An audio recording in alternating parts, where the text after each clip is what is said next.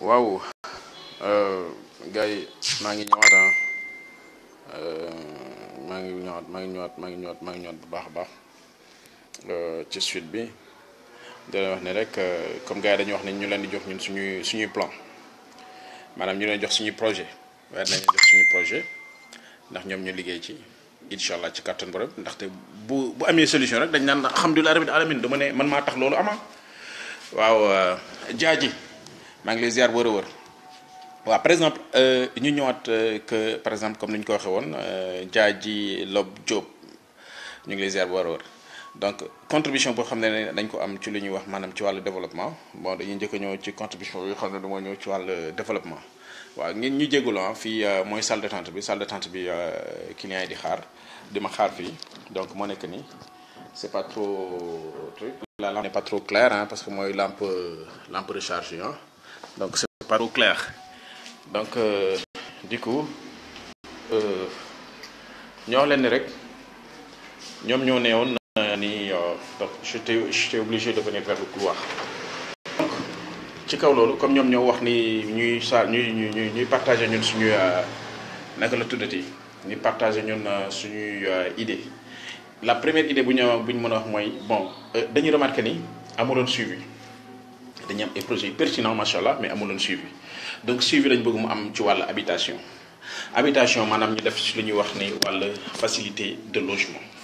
logement mooy la première des choses est que ñu xeex ñenn ñi nga xam ne ni macha allah alhamdulilah rabbil alamin à chaque fois bu ñu leen joxee responsabilité kër dañuy nekk di bañ nit ki nga xam ne ni moo nekk ci biir kër gi am lu ñuy wax ni contact ak ki nga xam ne ni mooy représentant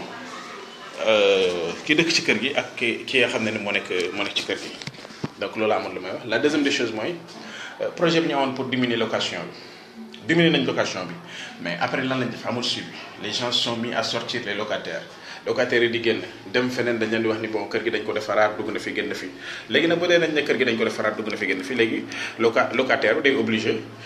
fay moom prix bi ñu ko waxoon donc finalement la location est devenue beaucoup plus chère et puis nit ñi comme ni ñu ko waxatee ñu leen di laaj ay 3 mois 4 mois alors que normalement mën nañ laaj nit ki normalement 2 mois rek benn mois d'avance ak benn mois truc et puis location bi na ki mais lu ñu gën a mën a dimbali bu baax a baax ci wàll maanaam solidarité bi de location bi nga xam ne ni état bi woote na ko lu ñu gën a mën a dimbali bu baax a baax mooy lan mooy maanaam lu gouvernement bi nar a def mooy xotti ay suuf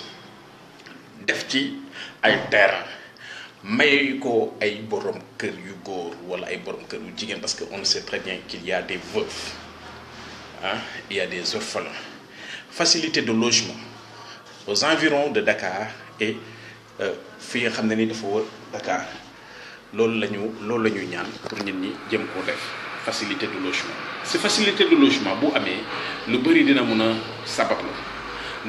sabablu ci lan parce que nit ñi bu ñu amee déjà un lieu là où loger donc ils pourront se débrouiller pour pouvoir faire leur propre logement de ce fait maanaam mbiru location bi dina mën a wàññeeku baax a baax loolu la ñuy wax donc jëlee ko Thiès jëlee ko Louga jëlee ko la nouvelle aéroport et tout ça dans ces environnements essayer de la moo tax ngeen di jox promoteurs yi ñoom ñu tëj parce que avec le salaire que les gens ont sinon ils n'auront jamais de quoi payer une maison tey ku fi tabax kër nañu waxte dëgg ku fi tabax kër gu ne gàññe nañu waxte dëgg du lu liggéey waaw du lu liggéey du sa salaire parce que sa salaire mënoo ci dund fay ci courant fay ci ndox yóbbu say doom école def naka su dul loolu tu ne peux pas donc dañu wax dëgg ci am conscience ku ci tabax kër gu taxaw ñu wax premier étage deuxième étage troisième étage nañu wax dëgg am na loo xam ne ni nga baal ma alal goo xam ne ni doo ko nangoo wax nit ñi fu nga ko jëlee mais c'est pas ton salaire waaw xëy na nag mu doon homme d'affaires wala xaw ma leneen mais mënul yomb ñu ngi jaajëfal bu baax a baax Awa di DS di moins Awa DS di jaajëf bu baax a baax Thiaw bëgg fàllu di leen wax ni rek loolu la ñu amoon beneen contribution boo xam ne dañ ko jox tey nag gis ngeen vidéo yi dañuy def introduction après yooyu yëpp dañ koy indi tam donc thème bi dafa ñëw ci location bi accessibilité de logement pour tout le monde comme en Mauritanie ñoom dem nañu ba nga xam ne ni dañuy jox nit ñi ay terrain pourquoi pas au Sénégal du jox nit ñi ay terrain donc nañ jox nit ñi ay terrain pas seulement ceux donc qui sont des trucs pas ceux donc qui sont seulement ñi nga xam ne ni ñoom ay kii lañu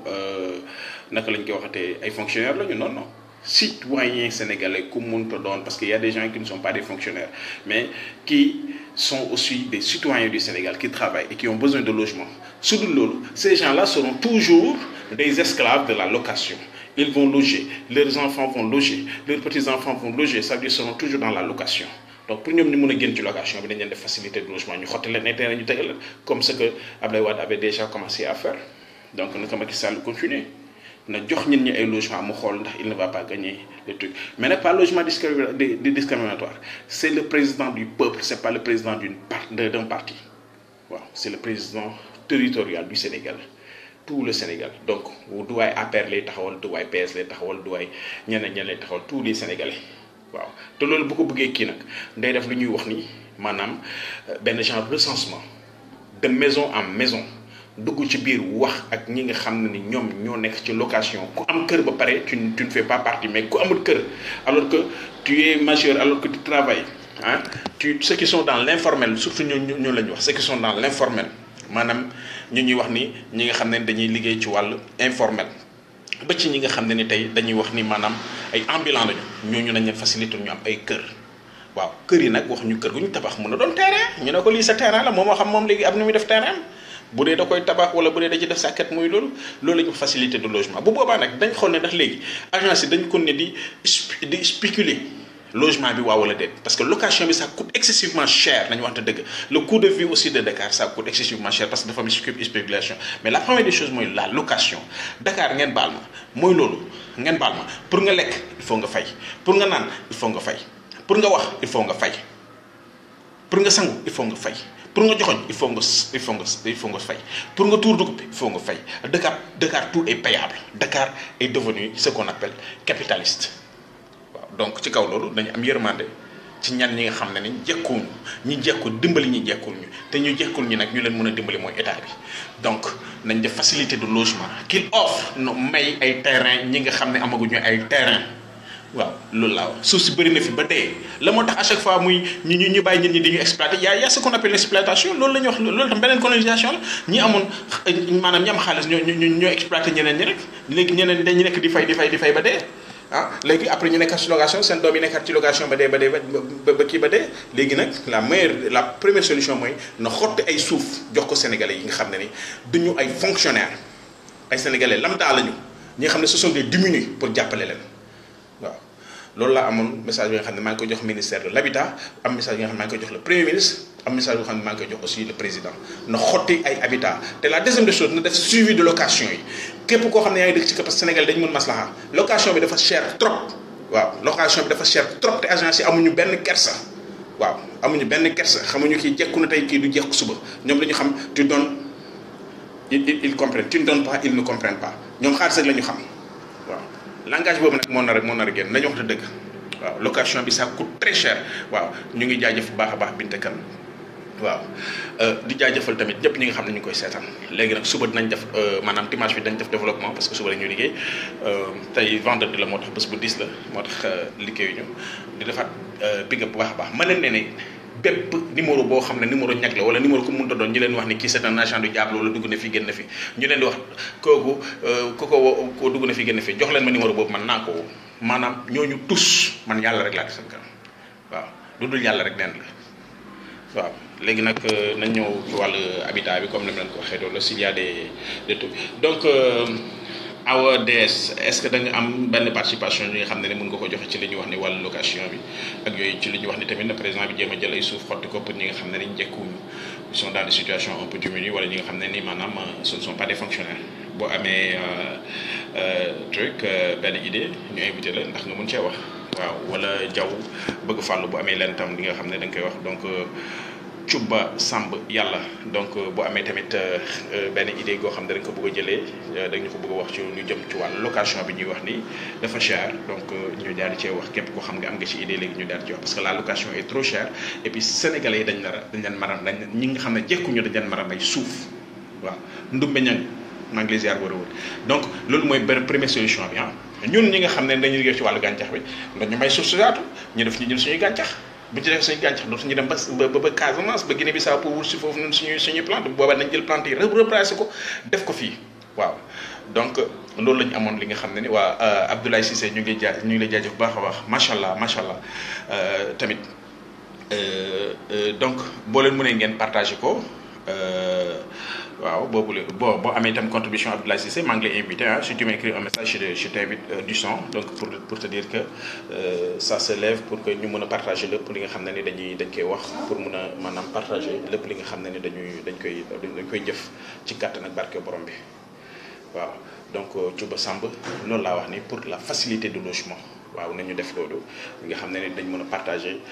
suuf si ñi nga xam ne ni parce que su dul loolu mais ay agent immobilier ñoo ñëwaat di fi exploiter nit ñi donc dañu nekk fi di sucer nit ñi di sucer jusqu'à quand di exploiter nit ñi jusqu'à quand suuf si dafa cher wàññi leen suuf si su dul loolu billaahi nañu wax dëgg ñi nga xam ne tabax nañ kër fan lañ jëlee seen xaalis terrain yi dañu cher kër yi cher ak à coût de millions ban kan moo fi am salaire am di fi jënd kër nañu wax ne dëgg c'est trop cher c'est une question à débattre kenn mënu fi tabax kër ak salaire am waaw loolu mënul nekk jamono ñu nekk nii xëy na suñu jamono ñoom papa wala suñu jamono ñoom maam waaw mais terrain rek fii un terrain à Dakar ça coûte combien léegi yow sa salaire yow ñaata nga ciy lekk nañu wax dëgg ak ñaata ngay dundee ak moom ñaata ngay fayee location ñaata ngay jëndee ceeb ration bi ñaata ngay fayee courant ñaata ngay fayee ndox ak ñaata ngay fayee pour say école doom ak say besoins ak léegi bu boobaa ñaata ngay jëndee terrain nañu waxante dëgg dafa cher le coût de la vie est trop cher donc état bi na def facilité de logement mais aussi na bàyyi xel pas seulement aux fonctionnaires na bàyyi tam xel pour les Sénégalais lambda ñi nga xam ne ni ce sont des gens qui travaillent dans disons l'informel. Des gens comme moi et d'autres. On était dans le formel, on était dans l'enseignement, mais maintenant on travaille pour Dieu. Donc c'est ça que j'avais à dire. Donc Tidjane Massaké Samba Manglésiar Boréwar. Donc boobu mooy beneen idée boo xam ne dañ ko am nañ pour wax ko pour moom bu doon secteur développement la bëgg bu dee c'est un porteur de voix. Parce que location bi dafa cher am na ñoo xam ne tey bu ñu wutalee suuf rek pare nañoo génn ñoom fu ñu nekkoon pour dem foofu. waaw jërëjëf pour le cœur jërëjëf donc pour wax leen ni rek. Franchement, il faut nous faire. Merci, Samba Yalla, pour le partage de la vidéo. Merci beaucoup. Merci, ça me fait vraiment du plaisir d'avoir partagé cette vidéo. Manglé Djadjef Bahaba, Tchouba Samba Yalla Diop. Manglé Djadjef Bahaba, Manglé Djadjef Bahaba, tu l'as partagé. Tu es la première à partager cette vidéo. Nous avons dit, thème bizarre, nous allons continuer à payer Kogom. Il y a un thème donc thème de location. La location, c'est-à-dire dëkkuwaay l'habitation des Sénégalais lambda je dis ñi nga xam ne ni tey ñu ngi liggéey am seen salaire nañu waxante dëgg ñooñu yomb tey ñu jël seen salaire jënd ci terrain tabax ci kër waaw ñi nga xam ne tamit maa xam ñu ay fonctionnaire wala maa xam ñu ay sénégalais lambda ñi nga xam ne ñu ngi dans l'informel informel mooy koo xam ne ni weer du dee ba mu dem ne ñetti fayee maanaam taxaw mu ne fayeeku ma non bu liggéeyee mu lekk bu liggéeyee du lekk yaa ngi dégg ñun la ñuy wax ni état bi na leen bàyyi xel waaw taminu Victor Diop Victor Ly maa ngi lay ziar wër Oumar Diaw Seck maa ngi lay ziar wër donc loolu la ñuy wax comme ñoom dañu bëgg léegi ñuy partager idée ak ñoom nañuy partager idée ak ñoom Seck Fatima Mbacké maa ngi lay ziar wër tamit ah donc di ziar ñëpp ñi nga xam ne ni ñu ngi seetaan vidéo bi donc di leen maman indil ma chaise s'il te plaît indil ma chaise s'il te plaît sama kii appartement bi waaw appartement bi liggéey waaw d'accord teg ko ni non teg ko ni léegi tëjal ma bunt bi nga xam ne gars bi ñëwee ñu ne leen dañ jógee ok c'est bon d'accord voilà très bien alors donc gars yi lii la woon li nga xam ne ni am nañu di ko gi donc Seck Fatima Mbacké maa ngi lay ziar bu wër donc thème bi lu tax ñu appuyé ci bu baax a baax parce que am na ñoo xam ne bind nañu message ñu ngi koy rafetlu bu baax a baax ci message yi dañu ne pour ñu appuyer foofu ñu bañ ko def un thème ñu bañ ko def benn thème boo xam ne dañ koy kiiwaat après donc nañ ci taxaw baax a baax mooy thème maanaam l'habitation des Sénégalais parce que wax dëgg-dëgg li ma bëgg waaw jërëjëf Abdoulaye Ciss donc message am comme na ngeen ko jotee je vais vous lire le message dafa ne vraiment grand li ngay développé am na solo waaw man yéen yàlla na amal solo jërëjëf pour kër yi jërëjëf pour kër yi jërëjëf pour kër yi waaw jërëjëf pour kër yi wax leen ni rek wax dëgg-dëgg pour ñu wax dëgg ñun jeunes yi ñi nga xam ne on est né après 60 c'est-à-dire ñun ñu juddu man 75 laa juddu j'ai 40 ans ceux qui ont 40 ans jusqu'à ceux qui ont 18 ans ba ñun ñi di dem dugg ci mbënn mi lu tax parce que location bi da ngay gis sa papa ñu taxaw ko di ko fayee ko location day gis sa papa ñu koy lépp ngir location lu tax parce que sa papa lu muy liggéey ci wala sa yaay lu muy liggéey ci dund gi rek lay yem courant bi cher ndox mi cher ceeb bi cher lépp cher nan lay amee terrain naka lay amee terrain naka lay mën a tabax terrain mais bu dee état bi da leen may ñoom maanaam parents yi bu dee état bi da leen may terrain mais sénégalais lambda yi laa wax ah sénégalais lambda yi parce que la mooy problème bi ñoom dañu ne sénégalais ñoom ay contrat de location maanaam ay contrat de nu mu tuddati ay sénégalais yi nga xam ne dañoo am ay contrat d'habitation ah ñooñu dañu di ñi nga xam ne ni ay agent lañu ay agent état bi lañu maanaam parce que ce sont des contractuels des gens qui ont un contrat avec l'état ñooñu mën nañ def un contrat avec la banque pour avoir une maison mais nañ calculer sénégalais lambda ñi nga xam ne ni duñu fonctionnaire état mais ay sénégalais lañu ay citoyens lañu ñooñu il faut ñu am ay kër su dul noonu ñooñu dañuy nekk ay esclave location parce que dinañu loué ba seen doom yi loué seen sët yi loué seen sëtaat yi loué seen sëtaat yi loué donc loolu la ñu wax ni waxuñu leen ñu jox leen ay suuf wala ñu jox leen ay terrain fii biir Dakar mais dañ leen jox ay terrain buñ mënee jëm ñaajo jëm kaw bu boobaa nga xam ne ni habitation bi dina mun a nekk parce que bu ñooñu amee kër ku nekk bu ñooñu amee kër am na ñoo xam ne wallaahi ngeen état bu leen may terrain ñuy dem defi ay sàkkat dëkk fa lu ñu am maanaam lu ñu doon fay location ñu koy tabax ndànk-ndànk ba am ci néeg ak salle def seen clôture def li ñuy def bu boobaa dañ gis ni que il y a l'équité mais il y a des Sénégalais qui ne vivent pas il y a des Sénégalais qui ne vivent pas donc surtout ces gens-là waaw jërëjëf Ousmane ci sa contribution bi jërëjëf gars yi ma leen ne s'il vous plaît partagez cette vidéo parce que on va parler de la location et la location ku dee képp koo xam ne yitteel na la métti na la képp koo xam ne mës nañ la ci toroxal wala ñu toroxal ci sa mbokk wala sa xarit wala képp koo xam ne ni dala jógee ñu toroxal ko ci donc nañ ci wax pour état bi facilité bu dee Mauritanie gi ma nekkoon dañ daan may maanaam les citoyens mauritaniens bu dee dañ leen naan may suuf donc Sénégal mun na def lépp tout possible ñu may tamit ñi nga xam ne jekkooñu ñu may leen suuf waaw donc ma lire message yu Abdoulaye Ciss ci lu mu wax dafa ne surtout si wàllu habitation yi ak loyer yi vraiment métti na vu les maigres pécules franchement salaire yi dañu métti donc lu mu nar a def pour ñu bañ a wax ni pour sénégalais lam daay rek mais tous les sénégalais maanaam ñi nga xam ne ni ce sont des fonctionnaires am nañu facilité à partir de leur ministère d'être couvert par la banque de l'habitat mais ñi nga xam ne ni amuñu sont pas des fonctionnaires mais na leen état bi xottil ay suuf jox leen ay suuf ñu dëkk ci suuf si sur le fond ñu fay ndànk-ndànk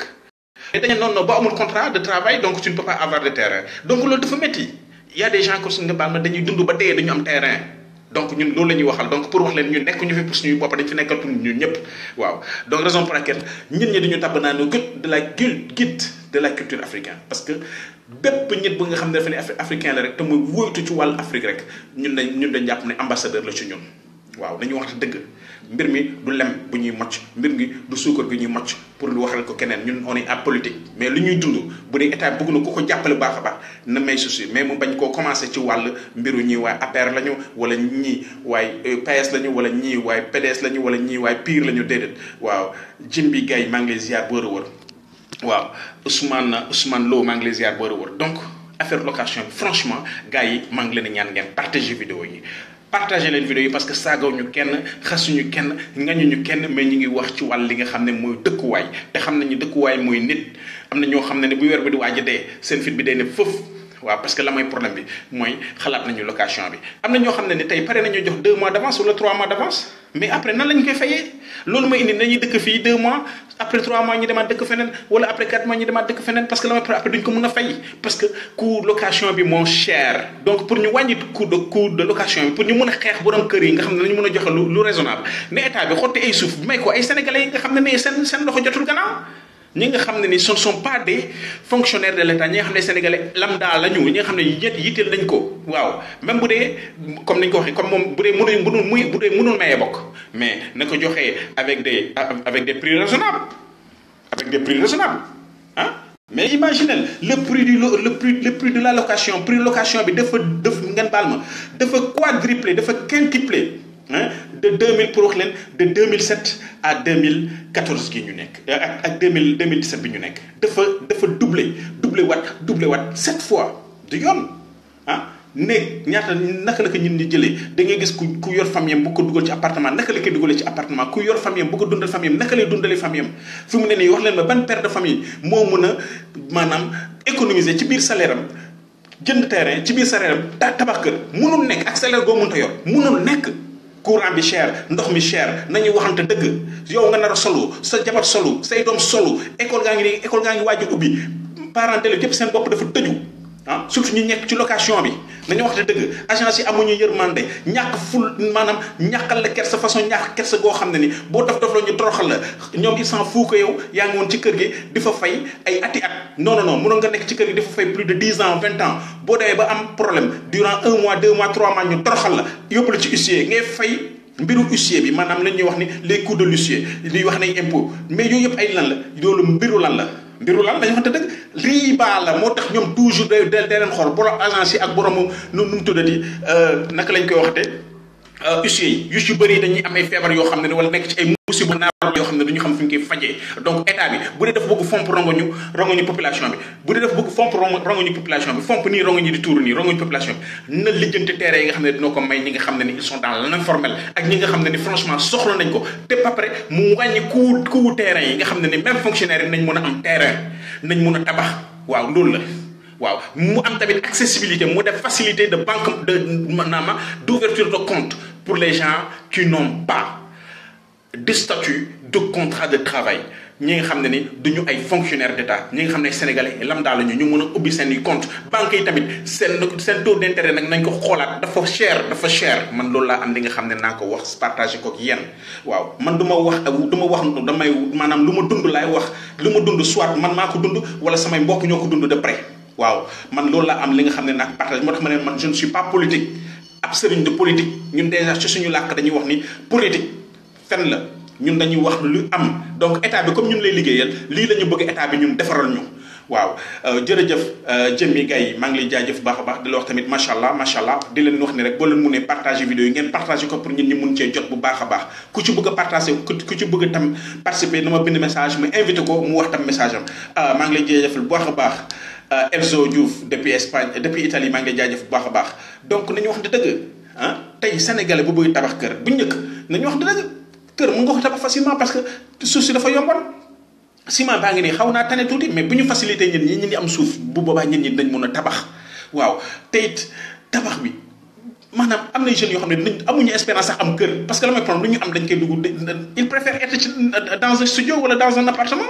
dund seen dund duñu sonal seen bopp mais après la mooy problème bi à leur âge bu ñu demee ba màgget nan la ñuy def pour dund na lañ def pour dundal ñoom seen njaboot googu dañu ko ne di louer ba kañ nit ñi comme ni ko wax pour désenclaver Dakar commencer leen joxe terrain à partir de Diamniadio les entreprises là qui sont en train d'acheter des entreprises yi nga xam ne ñu ngi jënd tool yi ñëw di ko xotti naan dañuy jaay nit ñi ay terrain ñooñu ngeen nar a xeex la ñooñu parce que ñooñu dañ nekk fii pour yàqal état parce que ñooñu ñu ngi jël seen millions yi di maanaam seen milliards yi di ko jëndee suuf ñëw di lekkat maanaam la mooy problème bi maanaam suñu rongoñ moom la ñuy siimee seen cere waaw les richards suñu rongoñ ñi moom la ñuy siimee seen cere alors on en a assez man je le dis haut et fort nañu gouvernement bi dimbali mu may ñu franchement ay terrain waaw na may sénégalais ay terrain sénégalais yi nga xam ne mënuñu maanaam tous les sénégalais je dis bien tous les sénégalais maa xam ñi nga xam ne ils sont dans l'informel wala ñi nga xam ne ils sont dans le formel na faciliter accès de terrain yi waaw ces terrains yi dañu cher trop kenn mënu fi dund ak sa salaire pour am fi terrain kooku mënul nekk kenn mënu fi dund ak sa salaire am fi terrain nooy mën a dundee ak sa salaire par exemple koo xam ne dafa am salaire 300000 naka ngay mën dundee fay sa location fay sa maanaam courant fay sa ndox fay école xale yi nar a dund sa dund nar a solu sa jabar solu say doom solu mais nañu wax ne dëgg nooy jëndee terrain Baara Monday maa ngi lay ziar bër a wër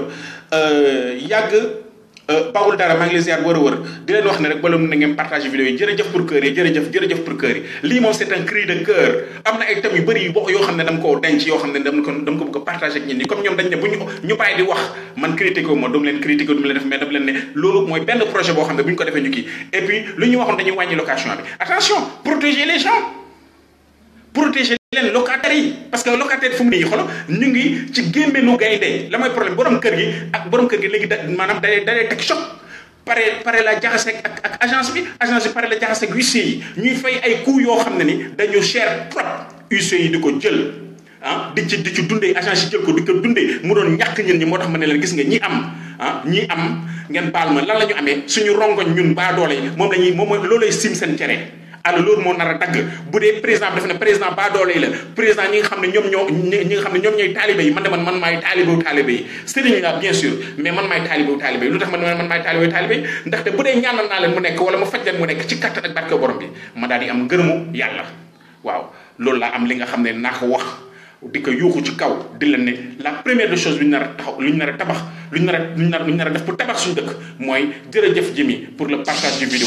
jërëjëf Jimmy Gueye jërëjëf maa ngi lay wax tamit jaajëf yow mi nga xam ne yaay deuxième personne bi partagé vidéo yi di la jaajëf lu baax a baax di wax ñeneen itam ñi nga xam ne ni wax dëgg-dëgg lii yital na leen te mu xam ne ni mu laal leen wala mu laal seen mbokk wala mu laal seen i xarit affaire location bi franchement nañu waxante dëgg dafa laal ñëpp bu la laalul directement laal na sa mbokk bu laalul sa mbokk laal na sa xarit nañu waxante dëgg location bi nañ ko faciliter kenn mënul dund ak sa salaire ba am sa terrain bopp kenn mënul dund ak sa salaire ba am sa kër bopp nga nekk fonctionnaire ak nga nekk sénégalais lambda nga nekk ci informel bi wala nga nekk dans le formel nañu waxante dëgg ne état bi wax dëgg-dëgg def le tout possible diminuer wàññi le coût des terres def le tout possible tamit def facilité d'accès ñenn ñi dañ leen nar may ay terrain parce que xam nañu dañ dund ba tey dañu mus am terrain waaw loolu la ñu nar a wax et puis affaire bi ñu bañ ko def affaire de apartheid ñu bañ ko def affaire de parti mais ñu def ko affaire de patrie parce que suñu dëkk la les agences immobilières là ak les disons les agences immobilières ak ñi nga xam ne dañuy wax ni ay entrepreneur lañu di jël ay suuf di ko jënd ay hectares et hectares jël ay terre maanaam ay tool xotti ko jënd ko à bas prix xotti ko ndax sax borom tool bi ba pare ñëw jaayee ko xaw ma lu ñaata ba pare mais nañu wax dëgg ñun sénégalais ñu nekk tamit di rey suñu bopp da nga gis ko ci jënd terrain plus de 10 ans du ko tabax finalement da koy mujj jaay même bu dee dañuy wax ne waa après 2 ans dina ñëw commencer cher wala affaire ñoom ñoo koy cheral noonu parce que bu gënee di cher ñoom moom mi la jaay mes imaginel ku jënd ay hectares ak ay hectares ku jënd ay hectares ak ay hectares ñëw jaay la par exemple terrain bi benn 200 000 wala 300 000 un an après yow li nga jëndoon 200 000 wala 300 000 muy jar 1 million moom léegi moom ñaata la mën a jaayee moom hectare am yooyu lañu wax na dëgg donc bu ñu nangu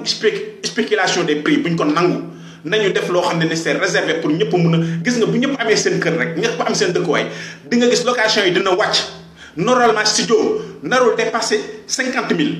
normalement studio nekk salle ak douche narul dépasser 50 000 studio narul dépasser 50 000 nekk salle ak douche ak waañ narul dépasser 50 000 normalement tamit appartement narul dépasser 70 000 naru ko dépassé appartement naru dépassé 70 000 bu dee ñetti néeg la ak salle ak douche naru dépassé 70 000 nañu dund lu raisonnable nañu wax lu raisonnable loolu mooy loo xam ne li raisonnable la waaw mais nag dund loo xam ne ni maanaam da ngeen di pousse nit ñi ñu dem defi ay crédit lef fii ba pare mun nañ jox 2 mois d'avance wala 3 mois d'avance wala 4 mois d'avance ngeen di wax mais après dañuy dëkk seen kër 2 ans 3 maanaam 2 mois 3 mois 4 mois après génn lu tax ñuy génn yàgg baaxul dara jërëjëf pour partage vidéo bi jërëjëf pour partage vidéo bi jërëjëf pour partage vidéo bi Aïssatou Sané maa ngi lay jaajëf ba wër donc thème bi lii la nañu waxtu dëgg mbir mi il faut ñu wax ko on va regarder nos dirigeants œil pour œil duñ leen saaga duñ leen manque de respect ñu wax leen ni yéen li ngeen sumboon bu ko fóotu leen ko dañ ko sumb ba pare teg ko te maanaam kenn fóotu ko maanaam da nga jël rek da nga sumb rek jël rek weer donc salte bi génnul day gën a ës donc il faut ñu fóot ko mooy lan mooy nañu def suivi bi parce que ñaata nit ba mu génnee décret de diminution des locations après ñaata nit la ñu génnee seen i kër après ñaata nit ñoo génn seen kër dem fenn fay fa beaucoup plus cher ñoom maanaam lu ñu doon fay ñaata nit ñoo nekk bëgg dund mënuñoo dund mais lan la borom kër yi du dund ak borom agence yi ak lan surtout il faut ñu mettre les points sur les i aux huissiers yi amuñu benn respect ci nit ñi dañ lay xool sax mel ni mbóot la ñuy xool dañ lay xool sax mel ni ab jinax la ñuy xool jàpp ni ñoo la gën waaw te situation bi nga xam ne ni population baa ngi koy dund dafa métti trop waaw lii il faut ñu wax ko waaw il faut qu'on le dise haut et fort moo tax ma ne gis nga suñu rongoñ ñun baa doole yi moom mooy sim cere les Richard waaw ñi di jënd terrain yi boru jas ñi di jënd terrain yi boru Thiès ñi di jënd terrain yi boru Diamniadio il faut que ñu xeex ñooñu dootuñu jënd terrain état bi soit mu facilité jox ñu ay terrain may ñu ay terrain ñun sénégalais lambda yi wala mu jox ñu ay terrain à des prix acceptables te amatul ngay wax ni non il faut nga am maanaam contrat de travail sénégalais fii am contrat de travail ngeen baal ma 3% la boo compté 100 Sénégalais 3% ñoo fi am contrat de travail boo fi compté Sénégalais yi nga xam ne tamit ils ont ce qu'on appelle ils sont des fonctionnaires mun naa la wax ne 2% la parce que ils sont peu par rapport à la population. tey dañuy wax ni ñun on est au nombre de 7 millions oui on est au nombre de 8 millions et quelques presque 9 millions parce que recensement bi jaarul yoon parce que amuñu les outils spéciaux pour faire un recensement dañuy basé wu ci ay chiffres yoo xam ne mooy loolu waaw donc. il y a une chose waaw Aïssatou Sané maa ngi lay jaajëfal bu baax a baax maa ngi jaajëfal ñëpp ñi nga xam ne ñu ngi partagé vidéo yi di leen ne du ñu manqué kenn respect du ñu wax kenn la ne mais ce sont des cris de cœur d'un lion des cris de cœur d'un Essamaye des cris de cœur de celui qui a pu tout laisser pour sa culture tout laisser pour sa race et fier d'être un Manjaak fier d'être un Africain fier d'être un négro comme ils le disent fier d'être un nègre. I'm proud to be an African and I'm very proud to be an African. I'm proud about my culture, but in my country I will never be a slave. sama dëkk du ma ci nekk esclave du ma nekk esclave impresario yi waaw parce que la mooy problème bi impresario yi la ñuy nekk seen esclave parce que ñoom ñoo yor millions yi ñoom ñoo yor milliards yi ñoom ñoo koy sédd ak ñi nga xam ne ni sama xel bu gàtt dama naan lu tax ñoom bëgguñu kii boobu bëgguñu ci parce que ñoom ñooy sédd lenn li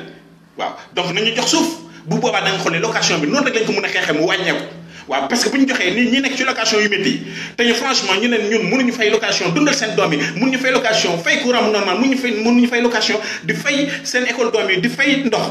parce que mënuñu dund bu baax ñaata sénégalais ñooy rêvé am oto te amuñu ko ñaata sénégalais ñooy rêvé am terrain te mënuñu koo am ñaata sénégalais mais nañu wax dëgg lii dafa métti état bi il faut mu dégg lii premier problème bu mu nar résoudre ñoom changé nañu gouvernement premier problème bu mu nar mooy mbiru habitation régler leen li nga xam ne moom ngeen sumboon te it ma joxaat leen beneen xel pour loolu régler wu complètement jox leen nit ñi ay suuf boo leen joxee nit ñi ay suuf rek tout va se résoudre de par la grâce de Dieu waaw man loolu laa amoon li nga xam ne ni naa ko sédd ak yéen te naa ko continuer sédd ak yéen parce que franchement agence yi ñu ngi rey nit ñi franchement tamit ñi ñuy wax huissiers yi ñu ngi rey nit ñi parce que ñu ngi dundee riba waaw ñu ngi dundee riba te dara tegu ko ñenn ñi lu dul borom kër yi nga xam ne dañuy daw seen responsabilité naan non mun ma jaxaru nit ñi di fayee ko mun ma def ni agence yi ñu ngi rey nit ñi ñu ngi dundee riba tuuti ne ak yoo xam ne si maanaam dundewu ñu ñàkku nit tuuti na ay issues yoo xam ne dundewu ñu ñàkku nit nekkuñu fi pour faciliter lu ñuy wax ni la liaison entre borom kër ak lu ñuy wax ni lu locataire non dañuy méttil am na ñoo xam ne sax dañuy dem ba nga xam ne ni ki doon ñëw di fayee ko du moom mooy ñëw di fayee ko parce que la ma problème da ngay gis ni que mbiru rambaaj la doon def léegi keneen mooy ñëwaat di fayee ko mais lan la waaw man lii laa amoon li may wax ku amaat leneen lu muy partage comme vidéo mu partage ko parce que maa ngi ñëw tey moom dina tàng jër war habitation bi nañ ci taxaw baax a baax suuf si nañ ko xotti may ko nit ñi Rufisque jëm kaw jëm ñaajo Thiès yoonu Kaolack gi yépp nañ ko xotti may ko nit ñi waaw loolu la agence immobilier ku fi bëgg jël ay milliards dugg fi génn fi ne ko non bu amee li nga def investir ko ci wàllu pêche wala nga investir ko ci wàllu agriculture mais wàllu habitation nit ñi sonn nañu trop waaw jërëjëf ci kër yi jërëjëf ci kër yi nañu waxante dëgg rek kan moo ci mun a dund ak salaire am maanaam nga doon un fonctionnaire wala nga doon un sénégalais lambda mooy koo xam ne ni maanaam chaque jour góoru yàlla la daal chaque jour day dem wuti indi maa xam maçon la maa xam menuisier la maa xam carreleur la ouvrier la yaa ngi dégg maa xam tamit lu ñuy wax ni ñi yor boutique mbàgg maa xam tamit ñi ñuy wax ni maanaam ñi doon naka lañ koy waxatee caméra lan la waxoon ni encore ambulant wala leneen mais ñooñu nan lañ mën a amee kër du yomb terrain ñaata lay jar nañu waxante dëgg mbir mi il faut ñu wax ko waaw su dul loolu ñi am alal dañuy continuer di am alal mais ñi nga xam ne amuñu alal dañuy continuer di doon ay baadoole ba faw seen doom yi nekkat ay baadoole seen sët yi nekkat ay baadoole parce que dañuy nekk ci location seen doom yi ñëw nekk ci location seen sët yi nekkat ci location ñi nga xam ne dañu amoon nag seen doom yi dañuy ñëw di tabaxat ay immeuble ñëw di tabaxat ay kër si doom ñoo ñu ñëw di luwe waat rek loolu nag pour mu dagg may leen nit ñi ay terrain 1.1 trait état bi ne taxaw may nit ñi ay terrain buñ joxati benn nit koo xam ne day jóg di jënd terrain maanaam ñëw ndax ay baadoole ñoo xam ne xamuñu nu mu demee ay séeréer wala ay njaago wala may ay tukulóor wala teg ñëw jënd seen suuf parce que seen suuf dañ ci doon béy léegi nga ñëw dagg ko ba pare lotissé ko dem légaliser ko ni nga ndax légaliser noonu joxe terrain yi naka su dul noonu après boo jógee nga ne non léegi fii mën nañ ko yokk xoolal fii Kër Massar terrain nu mu yombee woon ah léegi ñaata terrain ñaata lay jar fii géej waaye terrain nu mu yombal léegi ñaata lay jar banlieue bi kenn bëgg foon dëkk ah mais fi mu ne nii fii jëm nañ fi laaj ci terrain mais dafa cher habitation bi dafa cher nañu waxante dëgg waaw ku amul nag dëkkuwaay gu baax te amoo li ngay lekk lu baax dégg nga courant facture courant bi ngeen wax ma pap père de famille la et le père de famille ku ñu ne facture courant ñëw nag sa fit bi dana tëf waaw kuñ ne agence immobile ñëw na sa fit bi dana tëf ku ñu wax ni que maanaam facture ndox mi ñëw na sa fit bi dana tëf waaw école ngi nii di waaj a ubbi tabaski lañ jógee nii école ngi waaj a bopp parent bu responsable boo gis bopp baa ngi ubbi wax ma parent nga xam ne dañuy daw seen responsabilité wax ma papa yi wala yaay nga xam ne ni seen bopp rek la ñuy xalaat mais dañuy xalaat seen doom mais defe naa ni lu leen di poussé noonu la moo tax ñooñu di abandonné seen truc parce que dund bi moom métti mais dund bu yomboon kenn dootul abandonné doomam kenn dootul def fuite de responsabilité donc fuite de responsabilité bu amee donc état bi da ci bokk waaw donc il faut que ñu faciliter may mën a bañoo maa ngi lay ziar boor a wër di leen wax ni état bi dafa nar a def le tout possible faciliter habitation bi sedd kër yi nan lay sedd kër yi maanaam jël terrain yi nga xam ne ni ñu ngi à partir de Diamniadio Rufisque jëm kaw Kaolack Thiès xotti terrain yooyu bañ ko joxati promoteur immobilier parce que promoteur immobilier yi nekkul ñu fi lu dul seen bopp waaw parce que dañuy jënd suuf soosu ay tool lay doon jël ko terrassé ko wut ay tracteur waaye wala ay caterpillar terrassé ko defar ko normal ba mu kii après ñëw di ko jaay ndànk un an après ñu commencé monter prix yi bu ñu monter prix yow da nga naan jënd nga ko woon 200 000 wala 300 000 léegi yow mën nga ko jaay 1 million léegi yow bu dee yow mën nga ko jaay 1 million moom ñaata la mën a jaay yeneen suuf yooyu mu dese ay milliards il faut ñu taxaw ci mbir mi il faut état bi dimbali ñi nga xam ne ni amuñu kër ñi nga xam ne ni amuñu contrat de travail ñi nga xam ne dañu ay location duñu ay fonctionnaire ñu dimbali ñu am ay kër ñi nga xam ne ay fonctionnaire tam ñu bëgg kër ñu dimbali ñu am ay kër parce que kenn mënu fi dundee sa salaire am fi terrain yombut waaw bu boobaa looy dundee nañu wax ne dëgg waaw c'est ça la vraie question donc pour wax leen ni rek que ñun xam nañ bu baax a baax li xew ci dëkk yi parce que ñun par exemple ñun sëriñ ñi bés bu ne ñaata façon nit ñoo ñëw wax ñu seeni problème ci wàll ndëkkuwaay ci wàll social waaw donc boo leen bëggee am exactement le mal des sénégalais dem leen ngeen gis ñi nga xam ne ni yàlla leen fi tax ne te man dama koy wax haut et fort ñu ma xam ñi nga xam ne ñëw nañ fi est-ce que mës naa fi ne nit da ngay indi lii force déedéet dama naan yow yaa xool ci li nga am lu sa xol attan ak lu sa xel attan a joxe ak ci li nga am nga indi loolu mooy ñitu yàlla mais ñitu yàlla boo xam ne day def commerce ci biir maanaam ci biir nit ñi kooku du ñitu yàlla donc ñun ngeen nar a gis man ak ñeneen ñi xam ne dañuy dund te yàlla tax parce que xam nañu tey xam nañu lu xew mais suba xamuñu luy xew waaw mais pasteurs yi ngeen xam ni dañuy jóg seen maam lii seen maam laa seen maam lii déedéet ñun ñoo leen mën a wax dëgg bi ñun ñoo leen mën a wax réalité bi waaw parce que xam nañu fuy métti ci population bi te loolu boo leen ko defee di ngeen gis ni population bi dañ leen joxaat gëdd gi nga xam ne dañ leen joxaat parce que di ngeen dundalaat ci espoir parce que dañu nekk ci désespoir te lii benn point la am nañu ay téeméeri point yoo xam ne mu leen ko jox ngeen dundalaat sénégalais yi ci espoir bu boobaa nag ngeen gis ni stabilité na am kenn dootul mer yàgg nañ leen wax ngeen génnee sarax yi doolu ñu déglu bu dara amee ngeen baal ma ngeen fekk dafa sotti ay milliards boo leen jógee ngeen naan dugg na fi génn fi ba pare ngeen bàyyi ñun ñi di souffrir dina am ay thèmes yoo xam ne incha allah ci kàttan borom dañ ci wax mais location bi il dafa métti studio fii narul dépassé comme nañ ko waxee studio néeg ak salle ak douche narul mun a dépassé muy Dakar laa la wax narul mun a dépassé 50 000 francs bu dee fii ci banlieue bi normalement ci 30 000 francs baax na mais laajte leen dafa cher ah par classe par lettre la ñuy fayee ñun par lettre la ñuy fayee les fonctionnaires de l'État comme j'étais un professeur par lettre la ñuy fayee mais tey ana enseignant bi nga xam ne ni mu ngi fayee ko wax leen kan moo ci mën a nekk fii ci banlieue bi di fayee ko par exemple par lettre G wala lettre H nga jël appartement ci dund bu neex di ci fayal sa doom école yor ci oto di fay sa courant non mënul nekk c'est impossible ba pare yow nga nar a tabaxaat kër mënul nekk c'est impossible kenn mënul dund ak salaire am dafa métti donc la may problème bi nañu wàññi habitation bi maa la wàññi maa ngi lay ziar depuis Italie ah Cheikh Diakhaté maa ngi lay ziar bu wër a wër donc di leen wax ni état bi il faut mu wàññi location bi na wàññi location bi te location bi neen da ko wàññi mi mettre ko en vigueur da ko nar a mettre en vigueur ku fi yokkati location dañ lay tëj wala bu ñu tëjul ki nekk ci kër gi lii ak lii mooy avantage am léegi nag bu boobaa ngeen mu wàññi itam li ñuy wax ni suuf si ngeen facilité ñun ñu am ay terrain waaw sénégalais loolu mooy luy gën a métti seen xol loolu mooy la première chose bu gën a métti seen xol dëkkuwaay bu métti loolu mooy problème bi et puis loolu bu amee bu ñun ñi dëkkee tamit bu leen fàtte da ngeen di def ñu wax ni comme léegi bus yaa ngi ñëw ngeen facilité maanaam déplacement yi ngeen facilité tam l'électricité ci dëkkuwaay yooyu bu boobaa da ngeen gis ni sénégalais nañ leen joxaat bopp après yeneen ak yeneen yoo xam ne dinañ leen ko jox ay idée yaa ngi fii macha allah ñun duñu ay ministre duñu ay leneen ay simple professeur la ñoon université mais lu ñuy yor fii ministre yu bëri ñu ngi foofu yoruñu ko saw loolu dañ koy wax say conseils ñu bëri ñu ngi foofu seen bopp lañ fa nekkal ak seen i mbokk waaw say fonctionnaires yu bëri ñu ngi foofu bëgguñu la dañ lay bëggul mais bëgguñu lu dul sa chute waaw ñun nag bu doon suñu sago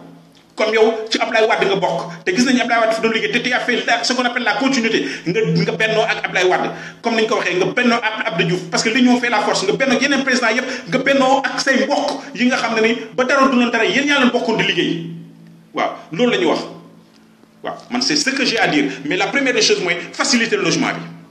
faciliter tamit du ñuy wax ni tamit suuf yi c'est ce que j'ai à dire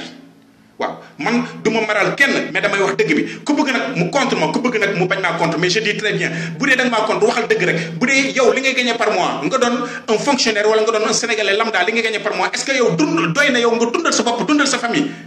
doy na yow nga mun cee am terrain tabax sa kër yombut waaw ku fi tabax kër rek nga baal ma da nga leb waaw mais pas ak sa salaire on va revenir dessus incha allah ci kattan ak barke borom bi